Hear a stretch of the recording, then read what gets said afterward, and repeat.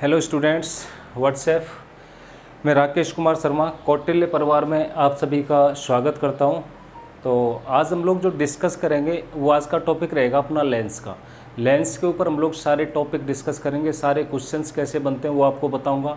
Magnification के questions हो गए, पावर के क्वेश्चंस हो गए और कॉम्बिनेशन ऑफ द लेंस के क्वेश्चंस भी बनते हैं। ठीक है, ये डिस्कस करूँगा। डिस्पर्सन की बात करेंगे, रेनबो की बात करेंगे, इस वाले टॉपिक में बात करेंगे। तो चलिए स्टार्ट करते हैं। देखिए मैंने यहाँ पर कुछ डायग्राम बना रखे हैं। ये डायग्राम बनाना ज़रूरी नहीं था क्योंकि मैं आपको कनकेव मिरर करा चुका हूँ। क्या करा चुका हूँ? Concave mirror. और वहाँ पर मैंने आपको दोनों में कंपैरिजन में बताया था कि ये लाइट को कन्वर्ज करता है। लाइट ऐसे आती है और एक पॉइंट पर फोकस कर देता है, लाइट को कन्वर्ज करता है। और कनकेव मिरर भी क्या करता था? लाइट को कन्वर्ज करता था। और मैंने आपको बताया था कि इमेज का जो क्वालिटी है और इमेज का जो फॉर्मेशन है वो लगभग दोनों में क्या होता है? सेम होता है। क्या होता है? अलाइनमेंट ऑफ द इमेज लगभग सेम होता है। लेकिन अंतर क्या हो जाता है? वहाँ पर मिरर में इधर बन रही थी इमेज, कहाँ बन रही थी? इधर बन रही। सेम चीज़ है मैं बताऊँगा, वहाँ इधर बन रही थी, इधर रिफ्रैक्शन हो जाता है। रिफ्रैक्शन है तो इमेज लाइट दूसरी साइड में आती है, तो लाइट मिरर के इधर बनाती है। कहाँ बनाती है? इधर बनाती है इमेज। ठीक है, वहाँ कहाँ बन रही थी? सेम साइड में बन रही थी क्योंकि रिफ्लेक्शन का केस था। रिफ्लेक्शन के केस में लाइट किसी भी माध्यम से या फिर मीडियम से टकरा के उसी भी माध्यम में वापस आती है और रिफ्रैक्शन में एक मीडियम से दूसरे मीडियम में एंटर कर जाती है। ठीक, तो ये जो लेंस है अपने पास, ये लेंस है कन्वेक्स लेंस। कौन सा है? कन्वेक्स लेंस है अपने पास। ये उत्तल लेंस है। कौन सा है? उत्तल लेंस है। और वहाँ क्या होता था? अवतल दर्पण। उत्तल लेंस और अवतल दर्पण की सेम प्रॉपर्टी मैंने आपको बताई थी। चलिए जल्दी से मैं डिस्कस करता हूँ। टॉपिक वही अपने पास, अगर कोई ऑब्जेक्ट इनफाइनाइट पर रखा हुआ है तो इनफाइनाइट से लाइट रे ऐसे करके पैरेलल आएंगे। कैसे आएंगे? पैरेलल आएंगे। पैरेलल कोई भी लाइट रे आती है, मैंने बताया था वो फोकस से बात होती है, तो यहाँ पर दोनों कट कर देंगे। कट कर देंगी तो रियल इमेज बनेगी, कट नहीं करती तो कैसी बनती? इमेजनरी बनती। तो यहाँ पर तो मैं कहूँगा जी, जब यू ऑब्जेक्ट इनफाइनाइट पर था तो जो वी है, वी इमेज डिस्टेंस होती है मेरे पास, वो फोकस पर बनेगी। वी कहाँ बनेगी? फोकस पर बनेगी। तो फोकस पर बनेगी तो ये डिस्टेंस जो हो जाएगी मेरे पास, ये वी की डिस्टेंस है। किसकी डिस्टेंस है? वी की डिस्टेंस है। यहाँ से यहाँ तक एफ तक क्या डिस्टेंस है? इसको मैं वी बोलूँगा। क्या बोलूँगा? वी बोलूँगा। तो वी कहाँ पर बनेगी? एफ के ऊपर बनेगा। पॉइंट साइज का बनेगा रियल एंड इन्वर्टेड। अगर दोनों कट कर दिए तो रियल बनता है, रियल बनेगा तो इन्वर्टेड इसके साथ में टर्म होता है। रियल होगी तो इमेज इन्वर्टेड ही होगी, वर्चुअल होगी तो इमेज कैसी होगी? इरेक्ट ही होगी, याद रखना। फिर मैं क्या, ऑब्जेक्ट को थोड़ा पास में लेके आया, थोड़ा पास में लेके आया, एफ के पीछे रख दिया, बियॉन्ड एफ रख दिया। कहाँ रख दिया? Beyond F. अब एक लाइन ऐसे पार, एक लाइट रे ऐसे पैरेलल आई, पैरेलल आएगी तो फोकस से पास होगी। सेकंड ऐसे फोकस से आई, फोकस से आएगी तो पैरेलल जाएगी। दोनों ने यहाँ पर इंटरसेक्ट किया एफ के पहले, तो इमेज बनी वो एफ और 2f के बीच में बनी। कहाँ बनी इमेज? एफ और 2f के पीछे बनी, बीच में बनी। कोई भी डाउट किसी को? कोई दिक्कत नहीं है। नेक्स्ट देखिए, मैं ऑब्जेक्ट को और थोड़ा पास में लेके आऊँगा, और थोड़ा पास में लेके आऊँगा तो कहाँ पर रखूँगा? 2f के ऊपर रखूँगा। कहाँ पर रखूँगा? 2f के ऊपर रखूँगा। 2f के ऊपर ऑब्जेक्ट रखूँगा तो पैरेलल आएगी एक रे, पैरेलल आएगी तो कहाँ से पास होगी? फोकस से पास होगी। सेकंड रे फोकस से पास होगी तो कैसे जाएगी? पैरेलल जाएगी। Both will intersect at this point, it is the image at 2f। अगर मैं 2f पर किसी ऑब्जेक्ट को रखता हूँ तो 2f पर ही बनती है। वहाँ पर भी देखा होगा ना आपने, मैं c पर रखता था तो c पर ही इमेज बनती थी। और कैसी बनेगी? सेम साइज़ की बनेगी। कैसी इमेज बनेगी? सेम साइज़ की इमेज बनेगी। तो यहाँ पर देखिए एट 2f पर रखा, image will be eight 2f, लगभग सेम साइज़ के। Real and inverted directly cut किया गया, डायरेक्टली कट किया गया तो इमेज कैसी बनेगी? रियल एंड इन्वर्टेड बनेगी। कैसी बनेगी? वास्तविक बनेगी और उल्टी बनेगी। फोर्थ केस में ऑब्जेक्ट को थोड़ा और पास लेके आया, और पास लेके आया, एफ और 2f के बीच में रखा, एफ और 2f के बीच में। फर्स्ट रे पैरेलल जाएगी, फोकस से पास होगी। सेकंड रे अगर पोल से पास होती है, मैंने आपको बताया था सी से पास होती है, पोल से स्ट्रेट जाती है तो स्ट्रेट जाएगी। Both will intersect at this point beyond 2f के पीछे। तो मैंने ऑब्जेक्ट को रखा f और 2f के बीच में, तो इमेज कहाँ पर बनी मेरी? 2f के पीछे बनी, बियॉन्ड 2f बनी। लार्जर इन साइज, मैंने कहा था जब तक c पर बनेगी, c से पहले क्या रहेगी? स्मॉलर इन साइज रहेगी। c के बाद बनेगी तो क्या हो जाएगी? लार्जर इन साइज बन जाएगी। इमेज का साइज बड़ा हो जाएगा, रियल एंड इन्वर्टेड बनेगी। कैसी बनेगी? रियल एंड इन्वर्टेड बनेगी। 5 का केस, मैं ऑब्जेक्ट को थोड़ा और पास लेके आया, और पास लेके आया तो कहाँ पर रख दिया मैंने, एफ पर रख दिया। एफ पर से ऐसे गई लाइट तो ऐसे करे फोकस से पास हो जाएगी, ऐसे जाएगी। तो ये दोनों देखिए पैरेलल जाएंगे, पैरेलल जाएंगे तो हम लोग ये मान के चलते हैं यहाँ तो इंटरसेक्ट करने वाली नहीं है, लेकिन हम लोग मान लेते हैं इनफाइनाइट पर जाके इंटरसेक्ट करेगी। क्या करेगी, इनफाइनाइट पर जाके इंटरसेक्ट करेगी, तो इनफाइनाइट पर इमेज इनफाइनाइट पर बनेगी। तो अगर यू को, ऑब्जेक्ट को हमने एफ के ऊपर रखा है तो इमेज कहाँ पर बनेगी, इनफाइनाइट पर जाएगी, very large in size. Infinite पर नीचे जाके मिलेगी तो साइज मान लेते हैं जी बहुत बड़ा साइज रहा होगा इसको। इनफाइनाइट पर हम देख तो सही नहीं, लेकिन साइज नीचे जा रही है तो मिलेगी इनफाइनाइट पर, वेरी लार्ज इन साइज रहा होगा। रियल एंड इन्वर्टेड बनेगी, कैसी बनेगी, रियल एंड इन्वर्टेड बनेगी। इसकी बात करूंगा। अब मैं ऑब्जेक्ट को थोड़ा और पास लेके आया, वो 6 वाला केस हो गया। मैंने आपको कनकेव मिरर में लास्ट का 6 केस बताया था। क्या बताया था, कनकेव मिरर में लास्ट का 6 केस बताया था, वो 6 केस यही है। क्या हुआ, यहाँ पर ऑब्जेक्ट को रखा पोल और एफ के बीच में, कहाँ पर रखा, पोल और एफ के बीच में ऑब्जेक्ट को रखूंगा तो ऑब्जेक्ट यहाँ से पैरेलल रे जाएगी तो फोकस से पास होगी, पी ऐसे पास होगी। तो देखिए ये दोनों डाइवर्ज होती जा रही हैं, डाइवर्ज होती जाएंगी तो मिलने का तो कोई चांस है नहीं, दोनों एक दूसरे से मिलेंगे नहीं। लेकिन पीछे इसको मैंने बढ़ा के देखा तो यहाँ पर दोनों इंटरसेक्ट कर गई, मिली नहीं। मैंने इसको एज्यूम करके देखा, इमेजिन करके देखा तो ऐसा लगेगा ये दोनों यहाँ से आई होंगी, यहाँ से आई होंगी, तो यहाँ पर इमेज है। तो ये लास्ट वाला केस इंपॉर्टेंट हो जाता है, जैसे उसमें केस इंपॉर्टेंट हो जाता। तो यू को मैंने एफ और पी के बीच में रखा तो बियॉन्ड मिरर, मिरर के पीछे इमेज बनेगी, मैग्नीफाइड बनेगी, वेरी लार्ज इन साइज होती है, उसको मैग्नीफाइड बोलते हैं, इसका हाई मैग्निफिकेशन होता है। क्या होता है, हाई मैग्निफिकेशन। वर्चुअल होगी, देखिए इरेक्ट बनी, सीधी बनी, सीधी बनेगी तो कैसी बनेगी, वर्चुअल बनेगी, सीधी बनेगी तो कैसी बनेगी, वर्चुअल बनेगी। चल देखिए वही ऑपरेशन करते हैं पहले वाला। मैग्निफिकेशन मैंने आपको बताया था कि मैग्निफिकेशन क्या होता है, तो magnification is the height of image over में हाइट ऑफ ऑब्जेक्ट। क्या होता है magnification, height of image over में हाइट ऑफ ऑब्जेक्ट। या तो इमेज पॉइंट साइज की है तो मैग्निफिकेशन की बात करूंगा तो magnification will be less than 1। तो इस केस में बात करूंगा मैग्निफिकेशन 1 से छोटा हो जाएगा। यहाँ पर भी स्मॉल इन साइज है, मैग्निफिकेशन इज लेस देन 1। यहाँ पर सेम साइज का हो गया तो height of image equal to में हाइट ऑफ ऑब्जेक्ट क्या हो गई, magnification will be equal to 1। इस केस में बात करूंगा तो साइज क्या हो जाएगा, बड़ा हो जाएगा, magnification will be greater than 1। इसकी बात करूंगा, यहाँ पर magnification will be greater than, क्योंकि लार्जर साइज है, यहाँ पर भी मैग्निफिकेशन ग्रेटर देन 1 हो जाएगा।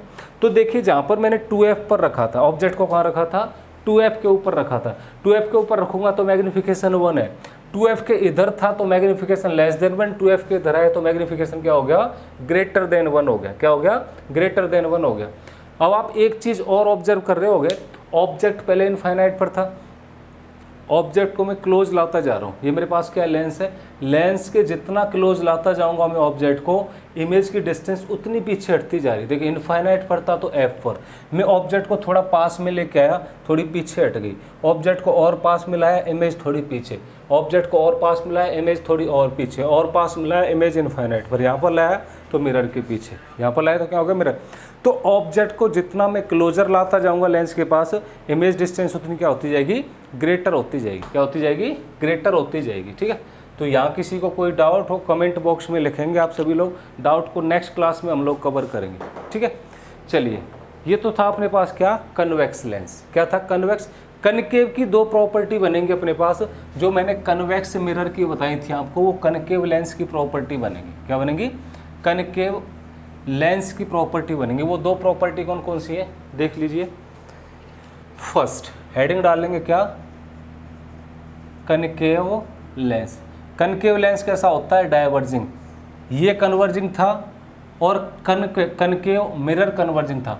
लेकिन जब कनकेव लेंस की बात करूंगा और कन्वेक्स मिरर की बात करूंगा, दोनों क्या रहेंगे मेरे पास, डाइवर्जिंग रहेंगे। तो साइज क्या होता है इसका, शेप इस टाइप से होता है। ये क्या हो गया मेरे पास, प्रिंसिपल एक्सिस हो गया। क्या हो गया, प्रिंसिपल एक्सिस। कोई भी लाइट रे इनफाइनाइट से आएगी ऐसे करके, क्या आएगी, इनफाइनाइट से आएगी। तो ये क्या करता है, लाइट रे को ऐसे डाइवर्स करने का काम करता है, फैलाने का काम करता है। और मैंने आपको बताया था जो गाड़ी के हेडलाइट होते हैं, हेडलाइट में लाइट आती है तो लाइट क्या होती है, आगे ऐसे फैलती चली जाती है, तो क्या होती है, डाइवर्ज होती चली जाती है। वहाँ पर कौन से लेंस का यूज करते हैं हेडलाइट में, हेडलाइट में हम लोग यूज करेंगे कनकेव लेंस का। किसका यूज करेंगे, कनकेव लेंस का। तो इसको मैंने पीछे बढ़ा के देखा तो कहाँ पर मिलेगा, ये लगभग एफ के ऊपर। तो मैं कह दूंगा जी, अगर मैंने यू को कहाँ पर रखा था, इनफाइनाइट पर रखा था। यू को कहाँ रखा है, इनफाइनाइट पर रखा है। तो जो मेरा वी बनेगा, वी एफ के ऊपर बनेगा। अब लाइन ने डायरेक्ट कट तो किया नहीं है, डायरेक्ट कट नहीं किया तो वर्चुअल बनेगा। कैसा बनेगा? वर्चुअल बनेगा, पॉइंट साइज का बनेगा। और जहाँ भी वर्चुअल होता है अपने पास कैसा होता है? इरेक्ट होता है। तो वर्चुअल एंड इरेक्ट बनेगा और कैसा बनेगा? पॉइंट साइज का बनेगा। क्लियर है? चलिए नेक्स्ट दूसरे केस की बात करूँगा। दूसरे केस में मैं लेंस को ले लेता हूँ यहाँ पर। सेकंड केस देखते हैं। ये कनकेव लेंस हो गया मेरे पास। क्या आ गया? Concave lens. ये क्या हो गया? Principal axis. क्या हो गया? Principal axis. मैं क्या करता हूँ? ऑब्जेक्ट को थोड़ा पास में लेके आता हूँ। पहले इनफाइनाइट पर था, यहाँ से लाइट जाएगी ऐसे, तो क्या कर देगा? इस लाइट को डाइवर्ज कर देगा। क्या कर देगा? डाइवर्ज कर देगा ऐसे करके। ठीक है। सेकंड लाइट को मैं कहीं से भी पास करा देता हूँ, कहीं से भी पास करा दूंगा। तो देखिए सेकंड लाइट ये तो पीछे आकर के कहाँ पर मिलेगी? फोकस पर आके मिल जाएगी, यहाँ पर पीछे आके। सेकंड लाइट को मैं अगर यहाँ से पास करा देता हूँ तो दोनों ने कट कहाँ कर दिया? यहाँ पर कर दिया। तो इमेज कैसी हो जाएगी? अपने पास इरेक्ट हो जाएगी। अब आप कहोगे जी इसने डायरेक्ट कट किया है, लेकिन ये तो अपने पास वर्चुअल लाइन होगी, वर्चुअल लाइन होगी। तो इमेज के स्पेसिफिकेशंस देखिए। अगर मैंने यू को कहाँ रखा? Beyond mirror. यू को कहाँ पर रखा है मैंने? मिरर के पीछे रखा है। तो जो वी बनी है वो बिटवीन एफ एंड पी बनी होगी। ये मेरे पास पोल है, ये फोकस है। तो फोकस और पोल के बीच में क्या बनी होगी? इमेज बनी होगी। क्या बनी होगी? इमेज बनी होगी। इमेज कैसी बनी है मेरे पास? इरेक्ट बनी। और मैंने कहा था इरेक्ट होगी तो कैसी होगी? नेचर में वर्चुअल रहेगी। अगर मेरे पास इन्वर्टेड होती तो रियल होती, इरेक्ट होगी तो कैसी होगी? वर्चुअल होगी। Smaller in size. क्या होगी? Smaller in size. साइज में हमेशा छोटी होती है। ये दो क्वालिफिकेशन है। It is comparable to the convex mirror. किससे कंपेयर करेंगे इसको हम लोग? कन्वेक्स मिरर से कंपेयर कर लेंगे। कोई डाउट किसी को? कोई डाउट नहीं है? चलिए ये तो थी लेंस की बात। अब मैं इनके मैथमेटिकल एक्सप्रेशन आपको बताता हूँ। वो मैथमेटिकल एक्सप्रेशन आप लोग याद रखेंगे और दोनों में डिफरेंस याद रखेंगे। पहला फॉर्मूला देखिए, फर्स्ट फॉर्मूला। एक फॉर्मूला तो आपने देखा होगा, ऐसे लिखा होता है 1/f इज इक्वल टू में 1/v प्लस के 1/u। एक फॉर्मूला होता है 1/f इज इक्वल टू में 1/v माइनस के 1/u। दोनों को यूज़ कहाँ पर करते हैं? तो यूज़ कहाँ पर करेंगे? देखिए अगर प्लस आता है बीच में, तो प्लस आता है तो इसको यूज करेंगे मिरर के केस में। इसको बोलते हैं हम लोग मिरर फॉर्मूला। वैसे मिरर फॉर्मूला हम लोग रिफ्रैक्टिव इंडेक्स की फॉर्म में भी लिखेंगे। इसको मिरर के केस में यूज करेंगे, इसको हम किस में यूज करेंगे? लेंस के केस में यूज करेंगे। बात अब मैग्नीफिकेशन की आती है। किसकी आती है? मैग्नीफिकेशन में आपको बता चुका हूँ। मैग्नीफिकेशन होती है हाइट ऑफ इमेज ओवर में हाइट ऑफ ऑब्जेक्ट। क्या होती है? हाइट ऑफ इमेज ओवर में हाइट ऑफ ऑब्जेक्ट। लेकिन जब मैं मिरर की बात करूंगा तो मिरर के केस में मैग्नीफिकेशन लिखने से पहले यहाँ पर माइनस का साइन लगाऊंगा, तो -v/u हो जाएगा। क्या हो जाएगा? -v/u हो जाएगा। लेकिन जब लेंस की बात करूंगा, लेंस में मैग्नीफिकेशन होता है plus height of image over में हाइट ऑफ ऑब्जेक्ट और माइनस के v/u, माइनस के v/u। तो दोनों में डिफरेंस याद रखेंगे। फॉर्मूले में तो यहाँ माइनस आता है, यहाँ पर प्लस, लेकिन मैग्नीफिकेशन में यहाँ माइनस आएगा और यहाँ पर क्या आएगा? प्लस आएगा। यहाँ पर माइनस, यहाँ पर प्लस। तो दोनों में डिफरेंस याद रखेंगे, बिल्कुल याद रखेंगे। पावर की बात करता हूँ तो मैंने पावर का फॉर्मूला बताया था 1/f के बराबर होता है। फोकल लेंथ को हम लोग मीटर में नाप लें, लेकिन पावर की यूनिट की पावर का बात करूँगा, पावर की यूनिट होती है डायप्टर। क्या यूनिट होती है पावर की? डायप्टर होती है। नोट करते चलेंगे साथ साथ में। डायप्टर को मैं ले सकता हूँ 1/मीटर या फिर मीटर इनवर्स। पिछली क्लास में भी आपको बता चुका हूँ, यहाँ पर आपका रिवाइज हो गया है। ठीक है, साथ साथ नोट करते चलेंगे। डायप्टर क्या होता है? 1/मीटर या फिर मीटर इनवर्स के इक्विवेलेंट हो जाएगा। कोई डाउट यहाँ तक किसी को? कोई डाउट नहीं है? चलिए नेक्स्ट बात करते हैं हम लोग कॉम्बिनेशन ऑफ लेंस की। दो लेंस को कंबाइन करते हैं तो नेट फोकल लेंथ कितनी आएगी? क्या करेंगे? दो लेंस को अगर कंबाइन करेंगे तो फोकल लेंथ कितनी आएगी? तो अगला टॉपिक डाल लीजिए, combination of lens. Combination of lens, हम लोग दो लेंस को कंबाइन करेंगे। अब वो लेंस कोई से भी हो। देखिए आपको एक चीज़ याद होगी, मैंने पिछली क्लास में बताई थी, मैं अगर कन्वेक्स बात करूंगा तो फोकल लेंथ पॉजिटिव होगी, कनकेव बात करूंगा तो फोकल लेंथ कैसी होगी? नेगेटिव। चाहे मैं लेंस की बात करूं या फिर मिरर की बात करूं, कन्वेक्स अगर एक बार बोल दिया तो फोकल लेंथ पॉजिटिव, कनकेव बोल दिया तो क्या है? नेगेटिव होगी। कन्वेक्स बोल दिया तो पावर पॉजिटिव होगी, कनकेव बोल दिया तो पावर क्या होगी, नेगेटिव होगी। पावर का यूज करेंगे हम डिफेक्ट ऑफ विजन में अभी, ठीक है। अब मैं दो लेंस को कंबाइन करता हूँ, कोई से भी हो सकते हैं। मैं मान लेता हूँ फर्स्ट लेंस ये हो गया एक केस, और सेकंड लेंस क्या हो गया, ये हो गया। इन दोनों के बीच में डिस्टेंस क्या मान ली मैंने, डी मान ली। क्या मान ली, डी होगी। इसकी बात करता हूँ, इसका फोकल लेंथ f1 हो जाएगा, focal length of second lens will be f2। First lens का फोकल लेंथ क्या हो जाएगा, f1, सेकंड लेंस का फोकल लेंथ क्या हो जाएगा, f2। What will be the net focal length of the arrangement. इस अरेंजमेंट का मेरे को क्या चाहिए, नेट फोकल लेंथ चाहिए।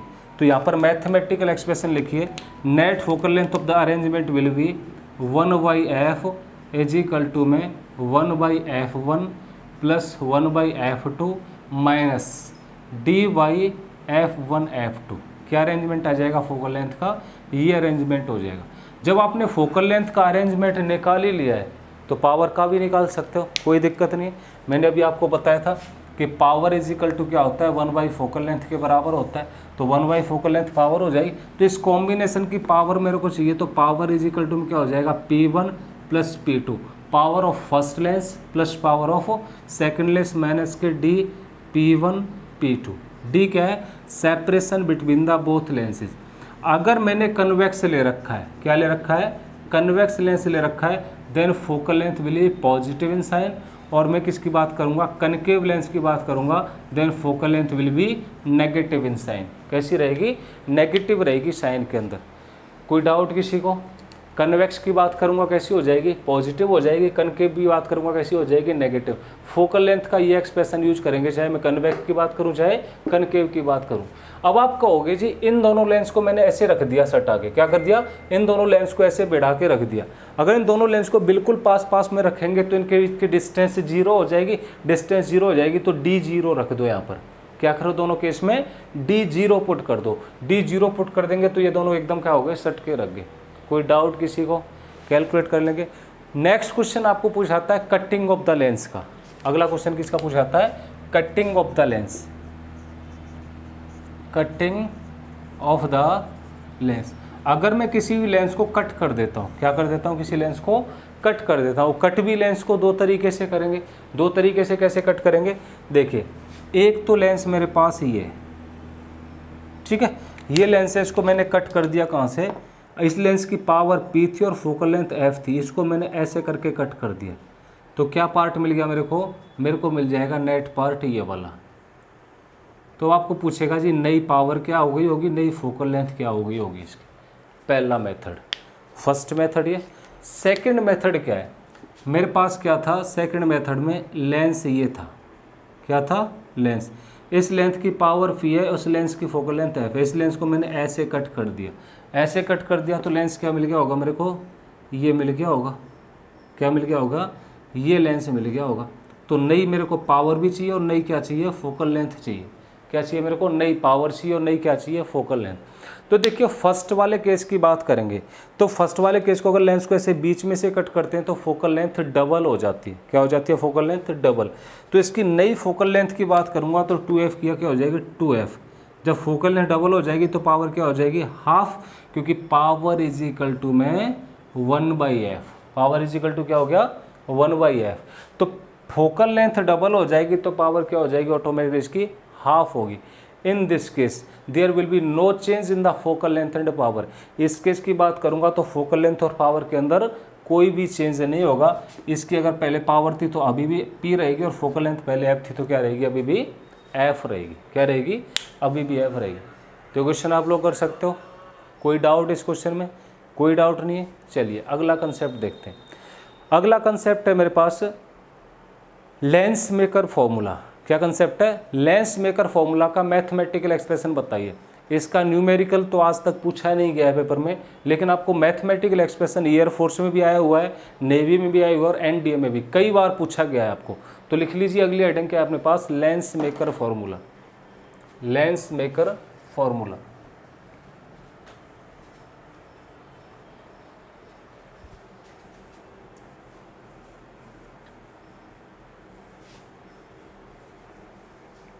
Lens maker formula.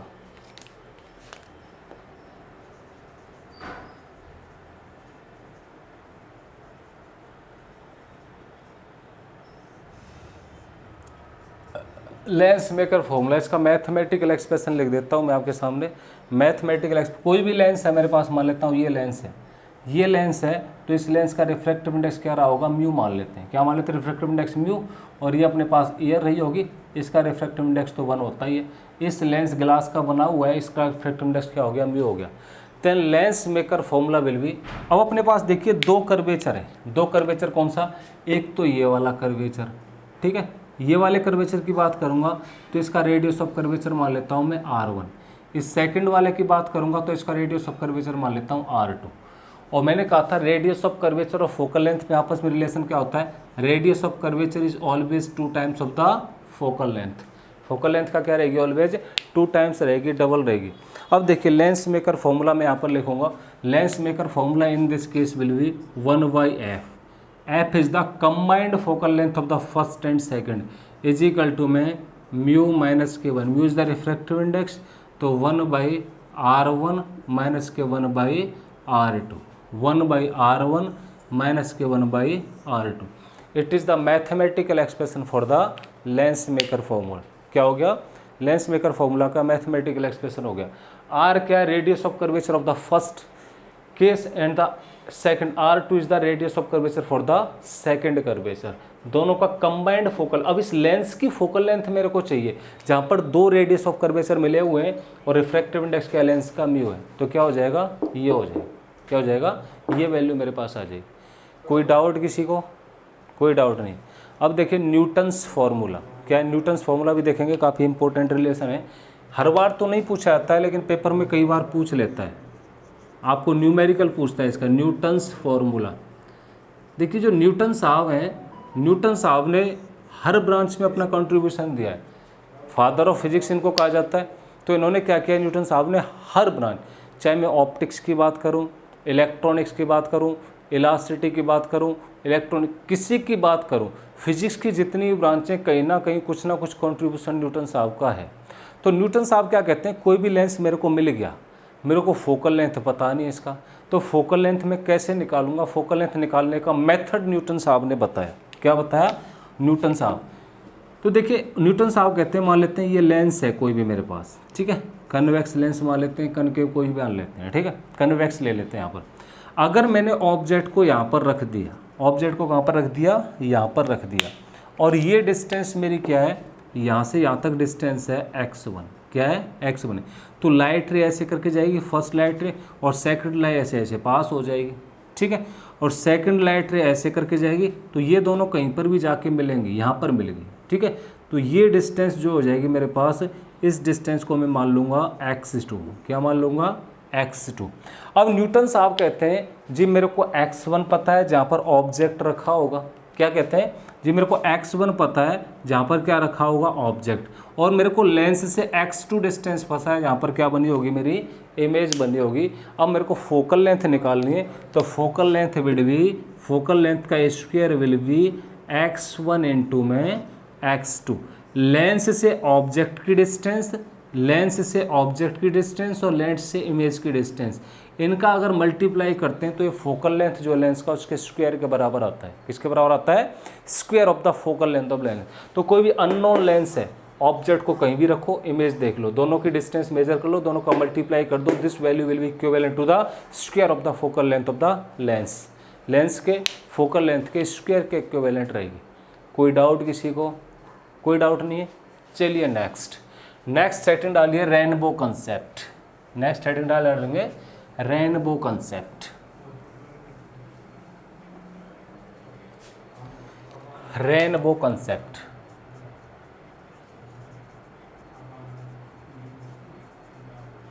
Rainbow concept, rainbow पता है सबको, इंद्रधनुष। रेनबो क्या होता है, इंद्रधनुष होता है। देखिए इंद्रधनुष बनता कैसे, अगर आपको प्रिंसिपल पूछता है तो आप लोग बता दोगे इंद्रधनुष TIR से बनता है, टोटल इंटरनल रिफ्लेक्शन। पहला क्वेश्चन आपको फर्स्ट क्वेश्चन पूछता है जी what is the principle for the इंद्रधनुष, what is the principle for the rainbow, आप कहोगे जी TIR। क्या बोलोगे, TIR is the principle of the rainbow. अब बनता कैसे, देखिए भाई, कोई भी पानी की ड्रॉप होती है अपने पास, क्या होती है, वाटर ड्रॉप होती है,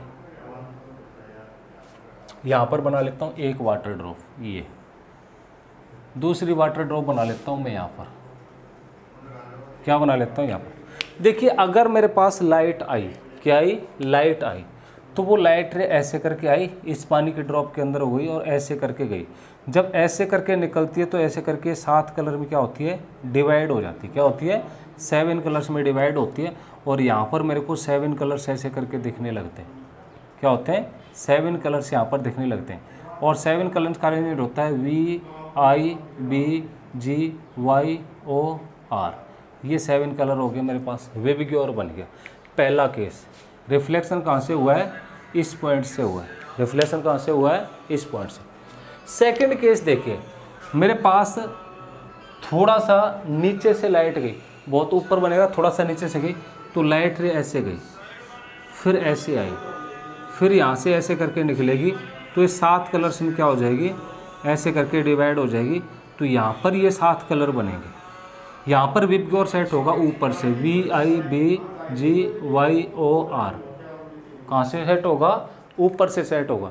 तो देखिए अंतर क्या है इन दोनों में। यहाँ पर रिफ्लेक्शन हुआ एक बार TIR, यहाँ पर TIR हुआ एक बार यहाँ पर और एक बार यहाँ पर, लाइट रे ऐसे आई होगी इसकी, ठीक है। तो जो फर्स्ट केस है इसको बोलते हैं हम लोग प्राइमरी रेनबो। क्या बोलते हैं, प्राइमरी रेनबो बोलेंगे। तो प्राइमरी रेनबो में क्या क्या अंतर है मैं आपको बताऊंगा। इसको बोलते हैं हम लोग सेकेंडरी रेनबो। क्या बोलेंगे इसको, सेकेंडरी रेनबो। ये सेकेंडरी रेनबो हो गया मेरे पास। प्राइमरी रेनबो में TIR एक बार होता है, तो TIR की बात करूंगा, प्राइमरी रेनबो में कितना हुआ, एक बार। सेकेंडरी रेनबो में TIR की बात करूंगा तो कितनी बार होता है, 2 बार। पहला अंतर। दूसरा अंतर, जब आप खड़े हो, इंद्रधनुष निकला, आप जब इंद्रधनुष को देखते हो तो भी आपकी आंख के साथ हॉरिजेंटल से कुछ एंगल बनेगा। भाई हॉरिजेंटल तो मेरी आंख का लेवल ये हो गया, और मैंने इंद्रधनुष को ऊपर देखा तो हॉरिजेंटल से मेरी आंख के साथ कुछ एंगल बनेगा। तो प्राइमरी रेनबो की बात करता हूँ, प्राइमरी रोल में एंगल ऑफ विजन बनता है लगभग 42 डिग्री। कितना बनता है, 42 डिग्री। इस केस में एंगल जो बनेगा आई के साथ वो बनेगा लगभग 52.5 डिग्री। कितना बनेगा, 52.5 डिग्री का। और यहाँ पर कितना बनेगा, 42 डिग्री का। कितना बनेगा, 42 डिग्री का बनेगा। कोई डाउट किसी को। मोर क्लियर कौन सा होता है इन दोनों में, primary rainbow. Primary rainbow is more clear than secondary. जो ब्राइटनेस होती है, मेरे को विबग्योर जो दिखेगा वो प्राइमरी रेनबो का ज़्यादा क्लियर दिखेगा as compare to the secondary rainbow. तो ज़्यादा ये होता है और कम ये होता है। ऊपर से लाइट आती है, हमेशा सेकेंडरी रेनबो ऊपर बनेगा और प्राइमरी रेनबो थोड़ा नीचे बनेगा। देखिए एंगल 40 डिग्री, एंगल 52, 10 डिग्री का अंतर हो गया।